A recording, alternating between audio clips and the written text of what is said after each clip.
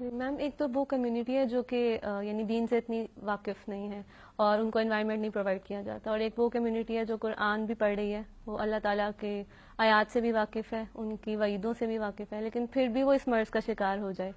تو اس کو کیا طریقہ کار، اس کو کیا چیز واپس لانے کے لیے یعنی ہوگی، یعنی اس کو سارا کچھ پتہ بھی ہے؟ فائزہ، یہ وہی سوال ہے جو آپ بریک پہ جانے سے پہلے کہہ رہی تھی کہ ہم یعنی تقوی کا جو سفر ہے وہ کس طرح سے اختیار کیا جا سکتا ہے. بہت ہی عمدہ ہمارے اسلاف میں سے کسی نے اس کے لیے علاج تجویز کیا کہ یعنی عشق کا بھوت اتر سکتا ہے. ایک تو یہ کہ جگہ بدل دیں، وہ علاقہ چھوڑ دیں، یعنی جس کے اوپر بہت زیادہ یہ چیز سوار ہوگی اس کو تھوڑا اس کا ماحول بدل دیں. ماحول بدلنے سے بہرحال جیسے بیماری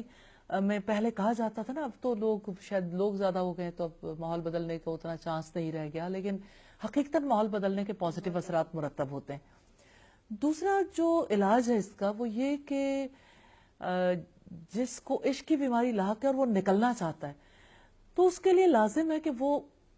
جس سے عشق ہے اس کے برے پہلوؤں پر غور کرنا شروع کر دے. یہ ہمارے اسلاف نے اس کے بارے میں یعنی تجویز دی ہے کہ اس کے بارے میں جب ایسا کیا جاتا ہے تو اس بیماری پہ کنٹرول حاصل کرنے کے قابل ہو جاتا ہے.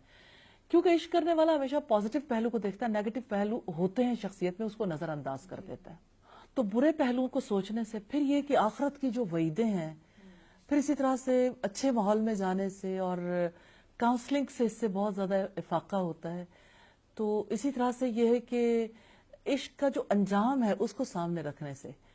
اللہ تعالیٰ کے غضب اور اس کی ناراضگی کو سامنے رکھنے کی وجہ سے، اور پھر یہ کہ اللہ تعالیٰ کو یاد کرنے کی وجہ سے، پھر استغفار کرنے کی وجہ سے،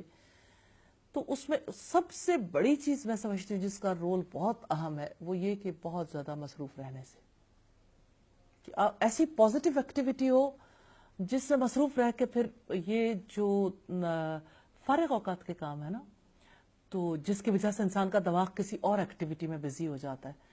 تو جب اچھی ایکٹیویٹی ہو تو انسان بری جو مصروفیات ہیں، مشاغل ہیں، ان سے نکل سکتا ہے الحمدللہ اللہ کے فضل و کرم سے. تو بہرحال کیور ممکن ہے. تو بہت سے پہلے افراد تھے جنہوں نے اسی طرح سے اجازت چاہی تھی. جیسے ہم دیکھتے ہیں کہ مرثد ایک صحابی تھے جن کی ڈیوٹی لگاتی تھی رسول اللہ صلی اللہ علیہ وسلم نے کہ مکہ کے جو افراد مدینہ آنا چاہیں گے تو ان کو ان کی ہیلپ کے لیے ان کی ڈیوٹی لگائی تھی.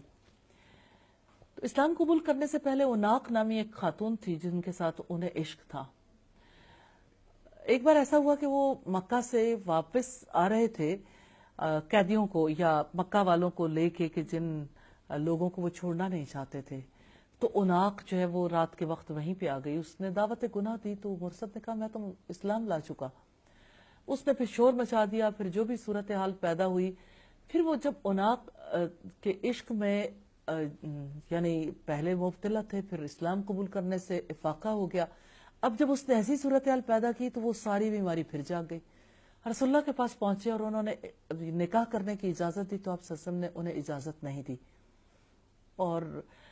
یقیناً دعائیں بھی کی ہوں گی. اور پھر یہ کہ جو مذہب کا فرق آ گیا نا، دین کا فرق آ گیا، اس کی وجہ سے چونکہ دین سے زیادہ محبت تھی، اللہ تعالیٰ سے محبت تھی، اس وجہ سے اس بیماری سے بچنے میں کامیاب ہو گئے الحمدللہ. اسی طرح سے امام ابو حنیفہ کے بارے میں ہمیں یہ ملتا ہے کسی نے ان سے اجازت چاہی کہ میں ایک ایسی خاتون سے نکاح کرنا چاہتا ہوں جو بہت خوبصورت ہے اور میں اس کے حسن پہ فریفتہ ہوں. میں چاہتا ہوں کہ میری اولاد جب پیدا ہو تو اس عورت جیسی ہو اور اس کی عقل میرے جیسی ہو. تو امام ابو حنیفہ نے کہا کہ اگر عقل اس میں چلے گی اور شکل تمہارے پہ چلے گی پھر کیا کرو گے؟ تو سم ٹائمز ایسا بھی ہوتا ہے کہ یعنی انسانوں نے اپنے کوئی آئیڈیلز بنائے ہوئے ہوتے ہیں، لیکن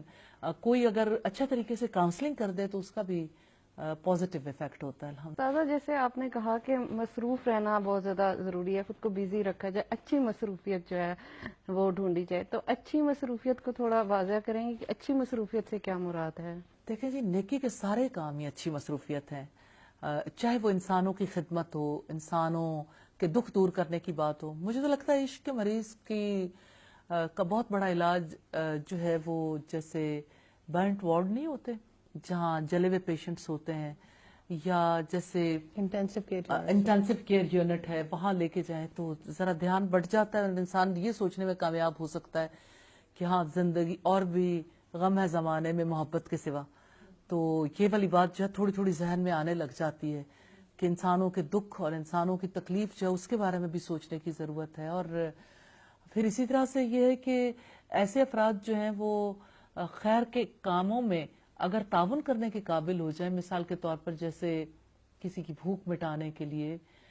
کسی یعنی جھگیوں میں رہنے والے بچے ہیں ان کو ٹیچ کرنے کے لیے، اسی طرح سے پھر نیکی کے بڑے کام تو بڑے کام ہیں، ان سارے کاموں میں تعاون کرنے کے لیے اگر یعنی ایسے افراد کو تیار کیا